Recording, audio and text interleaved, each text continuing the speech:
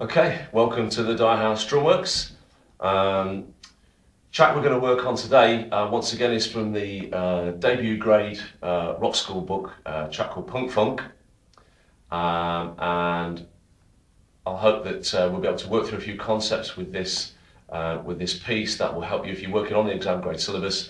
If you're not working on the exam grade syllabus, or even if you are, there are a couple of features that this track brings to bear that we can look at. The first one is the concept of the quarter note pattern, or the crotchet based pattern. Often the first sort of pattern that we'll learn on the drum kit is an eighth note based or a quaver based pattern, which uses the 1 and 2 and 3 and 4 and count on the hi-hats. 1 and 2 and 3. Once again, extremely common pattern in pop and rock sort of music. This track introduces the idea of a quarter note pattern. So we still have the snare drum backbeat on 2 and 4 as the basis, and the bass drum will be falling on or around 1 and 3. But we get a more sparse accompaniment on the hi-hats or the right-hand part, whatever part of the kit we're using that on. So we get this sort of feel.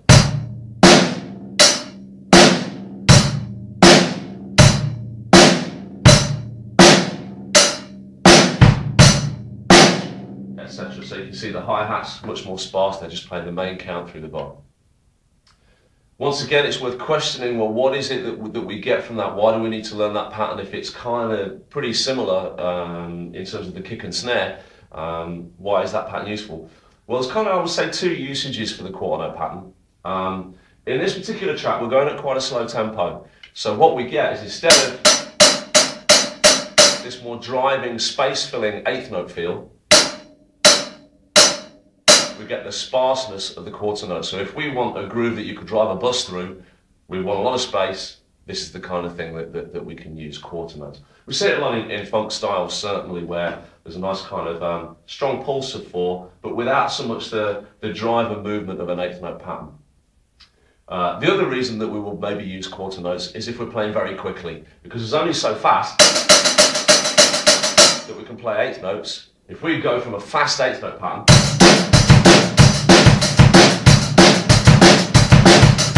there comes a point where we're not going to be able to go any faster. Whereas if we drop to quarter notes,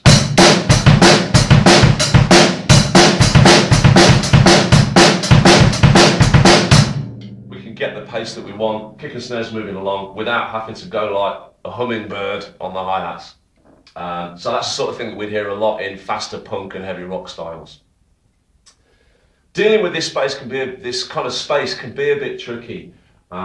Because we've been used to playing bass drums and snare drums underneath hi-hat beats all the time if we're playing quavers through the bar. So what we get in this sort of pattern is we get the quarter note feel,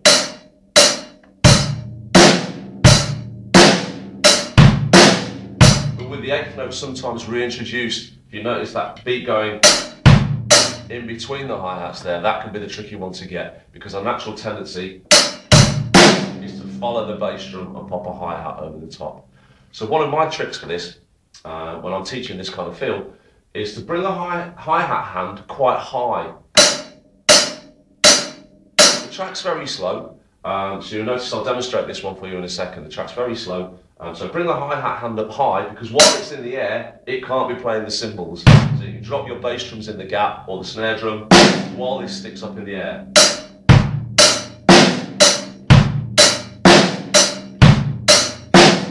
Okay. Right, so I'll remember to play through this one this time. Punk funk. 1, 2, 1, 2, 3, 4.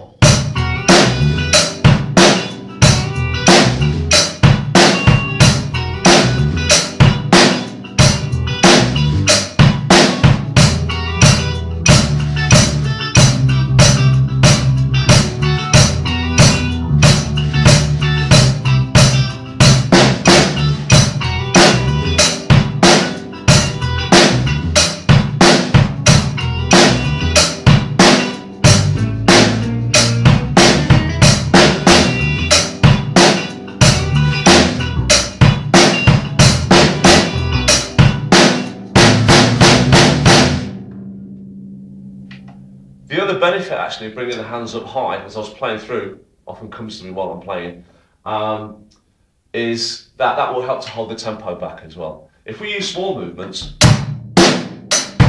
it promotes playing a bit quicker. So if we open out on the movements, nice and strong, nice and relaxed, not louder, but just bigger movements, it'll help to hold the tempo back for you. So take your time, good luck with that one.